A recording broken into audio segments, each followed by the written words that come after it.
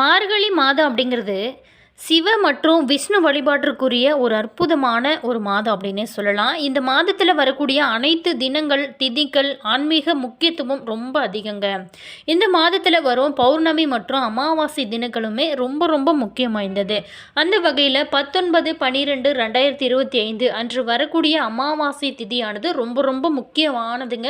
108 வருடத்திற்கு பிறகு வரக்கூடிய இந்த அமாவாசையானது ரொம்ப முக்கியம் வாய்ந்ததுங்க. இந்த அமாவாசையில் நம்ம முக்கியமாக என்னென்ன விஷயங்கள்லாம் செய்யலாம், என்னென்ன விஷயங்கள்லாம் செய்யக்கூடாது, மேலுமே இந்த மார்கழி அமாவாசை செல்வமும் வெற்றியும் குவிய இந்த 5 பொருட்களை நீங்கள் தானமாக செய்வதனால உங்களுடைய வாழ்க்கை சுபிட்சமாக மாறுங்க. அதனால் இந்த மார்கழி அமாவாசையோட சிறப்புகள், இதில் என்னென்ன பொருட்கள்லாம் தானமாக கொடுக்கலாம், இதனால் நமக்கு கிடைக்கும் நன்மைகள் என்ன, மேலுமே இந்த முக்கியமாக இந்த மார்கழி அமாவாசையில் நம்ம முக்கியமாக செய்ய வேண்டிய சில விஷயங்களை பற்றி தான் நம்ம இந்த பதிவில் தொடர்ந்து பார்க்க போகிறோம். வீடியோ பார்த்திங்கன்னா உங்களுக்கு ரொம்ப யூஸ்ஃபுல்லாக இருக்கும். வீடியோவை ஸ்கிப் பண்ணாமல் முழுமையாக பாருங்கள். வீடியோ பிடிச்சிருந்தா லைக் பண்ணுங்கள், கமெண்ட் பண்ணுங்கள், ஷேர் பண்ணுங்கள். நீங்கள் இன்னும் நம்ம சேனலை சப்ஸ்கிரைப் பண்ணாமல் இருந்தீங்களா சப்ஸ்கிரைப் பண்ணிட்டு கூடவே இருக்க பெல் பட்டனையும் ப்ரெஸ் பண்ணிட்டு வாங்க வீடியோக்குள்ளே போகலாம். மார்கழி மாதம் பாவங்களை போக்கி பலவிதமான துன்பங்கள் இருந்து விடுபடுவதற்கும் முக்தியை பெறுவதற்கான ஒரு அற்புதமான மாதங்க. இந்த மாதத்தில் வரக்கூடிய அமாவாசை நாளானது மிக மிக சிறப்புக்குரியதுங்க. இந்த நாளில் சில முக்கியமான பொருட்களை நம்ம தானம் செய்வதனால நம்மளுடைய வாழ்க்கையில் இருக்கும் துன்பங்கள், தடைகள் நீங்குவது மட்டும் இல்லாமல் நம்மளுடைய வாழ்க்கையில் அதிர்ஷ்டம் பெருகி கொண்டே இருக்கும். மார்கழி மாதத்தில் வரும் அமாவாசை ரொம்ப சிறப்புக்குரியதாக இருக்குங்க. இது பித்ருபட்சத்திற்கு இணையான ஒரு அமாவாசை எனவும் சாஸ்திரங்களிலுமே சொல்லப்படுது. அப்படிப்பட்ட சிறப்பு வாய்ந்த மார்கழி அமாவாசை 2025ஆம் ஆண்டில் டிசம்பர் 19ஆம் தேதி இன்னைக்கு வரப்போகிறதுங்க. முன்னோர் வழிபாட்டிற்கான இந்த நாளில் தர்ப்பணம், சிதார்த்தம், பிண்டதானம் செஞ்சு முன்னோர்களோட ஆத்மாக்களை சாந்தி அடைய செய்வது மட்டும் இல்லாமல் முன்னோர்களோட ஆசையும் அதிர்ஷ்டத்தையும் பெறுவதற்கு 5 முக்கியமான பொருட்களை நீங்கள் தானமாக கொடுக்கறது ரொம்ப ரொம்ப நல்லதுங்க. அது என்னென்ன பொருட்கள் அப்படிங்கிறத நம்ம ஒவ்வொன்றா தொடர்ந்து பார்க்க போகிறோம். மேலுமே உங்களுக்கு இந்த வீடியோ உங்களுக்கு பிடிச்சிருக்குந்தா லைக் பண்ணிட்டு மறக்காமல் நம்ம சேனலில் உங்களுடைய கருத்து என்ன அப்படிங்கிறத மறக்காமல் கமெண்ட் பாக்ஸில் சொல்லிட்டு வாங்க வீடியோக்குள்ளே போகலாம். முதல்ல பார்த்திங்களா, மார்கழி மாதம் குளிரான மாதம் அப்படிங்கிறதுனால அந்த குளிரில் இருந்து உடலை பாதுகாக்கும் வகையிலான போர்வை, கம்பளி இது எல்லாத்தையுமே நீங்கள் சாலையோரம் இருப்பாங்க இல்லைங்களா, வசதி குறைந்தவங்களுக்கு, நீங்கள் ஏழைகளுக்கு தானமாக அளிக்கிறதுனால பெருமாளோட அருளானது நிச்சயமாக உங்களுக்கு கிடைக்கும். துன்பத்திலிருந்து ஒருவரது காப்பது அப்படிங்கிறது தெய்வத்திற்கு செய்யும் நேரடி தொண்டு அப்படின்னு கூட எடுத்துக்கலாம். இதனால் நம்மளுடைய வாழ்க்கையில் இருக்கும் அனைத்து விதமான துன்பங்கள் இருந்து விடுபட முடியுங்க. மனதிற்கும் இது அமைதியை நமக்கு கொடுக்கும். நம்மளுடைய வீட்டில் சுபகாரியங்கள் நடைபெற ஆரம்பிக்கும். அடுத்ததாக பார்த்தோமா, 2வது விஷயம் கருப்பு எள், வெல்லம். மார்கழி மாதம் முன்னோர்கள் முக்தி அடைவதற்கு மட்டும் இல்லாமல் சூரிய பகவானோட அருளையுமே பெறுவதற்கு ஒரு உரிய மாதம். இந்த நாளில் கருப்பு எள், வெல்லம் இது எல்லாத்தையுமே நீங்கள் தானம் செய்வது ரொம்ப உயர்வான தானமாக பார்க்கப்படுது.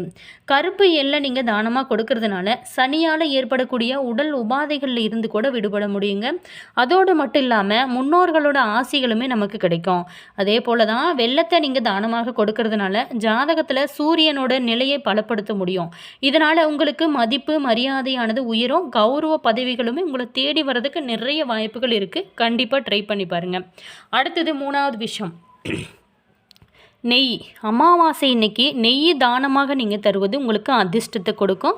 அதே போல் தாங்க மார்கழி மாதத்தில் நெய் கலந்த உணவுகள் அல்லது அன்னதானம் செய்வதோ ரொம்ப ரொம்ப நல்லது. இது சந்திரன் மற்றும் சனி பகவானுக்குரிய பொருட்களாக சொல்லப்படுது. இது எல்லாமே நீங்கள் தானமாக கொடுக்கறதுனால மனதில் தெளிவு, துன்பங்கள் இருந்து விடுதலை இது எல்லாமே உங்களுக்கு நிச்சயமாக கிடைக்கும்.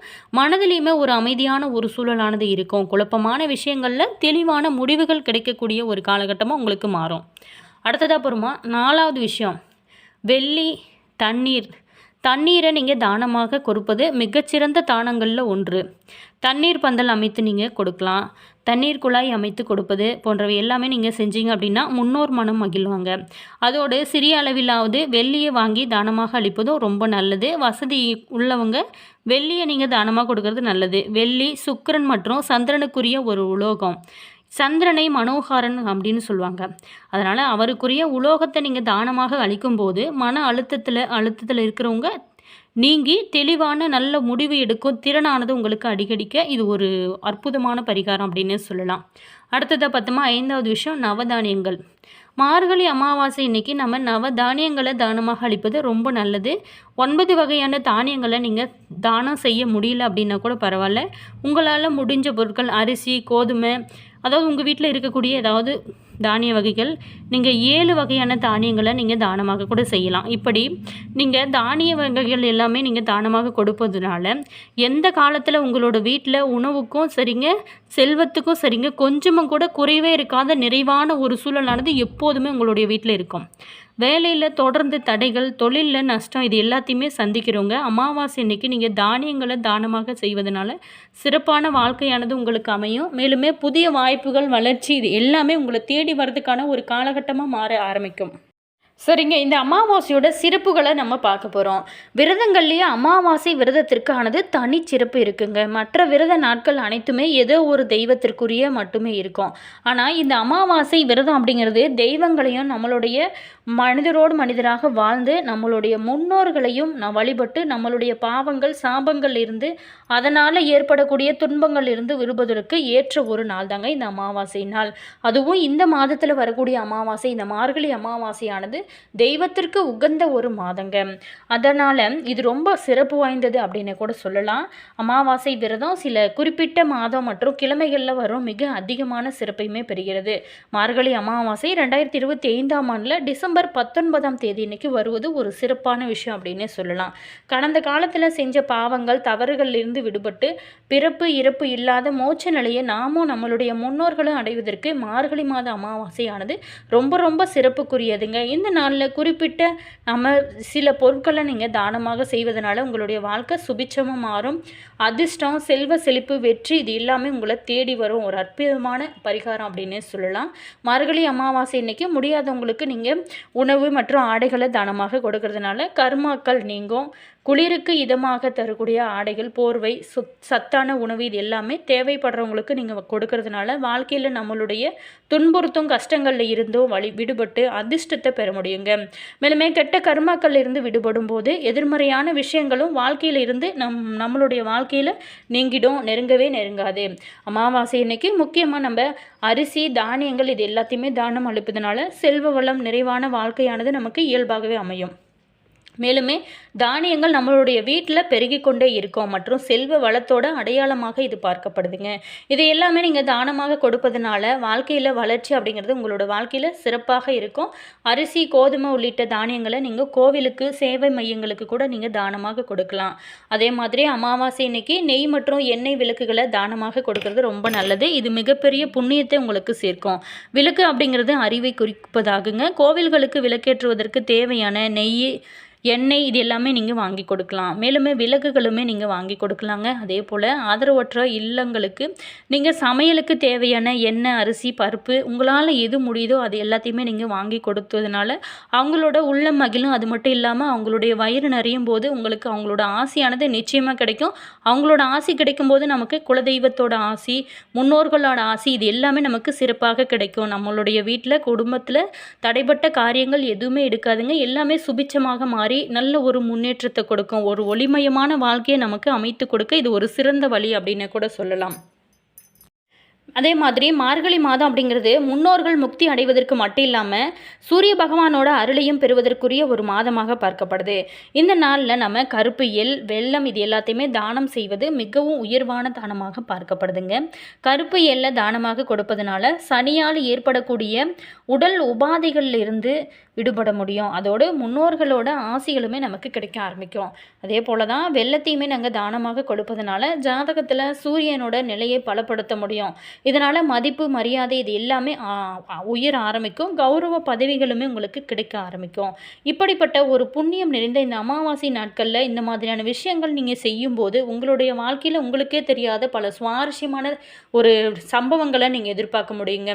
அதே மாதிரி நீண்ட நாளாகவே தடைபட்டு கொண்ட இந்த திருமண தடைகள் இருக்குது அப்படின்னு நினைக்கிறவங்க அவங்களுக்கு பார்த்திங்கன்னா பித்ரு தோஷம், பித்ரு சாபம், இந்த மாதிரியான விஷயங்கள்லாம் இருக்கும். நீங்கள் அதை சரி செய்வது தான் ரொம்ப சிறப்புங்க.